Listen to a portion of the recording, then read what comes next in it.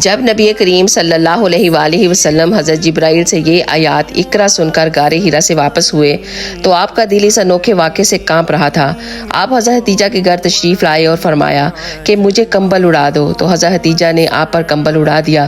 تو جب آپ کا ڈر جاتا رہا تو آپ نے زوجہ محترمہ حضرت خدیجہ کو تفصیل سے سارا واقعہ سنایا اور فرمانے لگے کہ مجھ کو اب اپنی جان کا خوف ہو گیا ہے۔ حضرت خدیجہ نے آپ کی ڈارس بندائی اور کہا کہ آپ کا خیال صحیح نہیں ہے، اللہ کی قسم اللہ آپ کو کبھی رسوا نہیں کرے گا۔ آپ تو ہلاک فاصلہ کے مالک ہیں، آپ تو کنبہ پرور ہیں، آپ تو بے قصوں کا بوجھ اپنے سر پر رکھ لیتے ہیں، مظلومے کے لیے آپ کماتے ہیں، مہمان نوازی میں آپ بے مثال ہیں اور مشکل وقت میں آپ امر حق کا ساتھ دیتے ہیں۔ ایسی اور صاف حسنہ والا انسان یوں بے وقت ہواری کی موت نہیں پا سکتا۔ اس طرح حضرت خدیجہ رضی اللہ تعالیٰ عنہ نے آپ کو تسلی دی۔ سبحان اللہ۔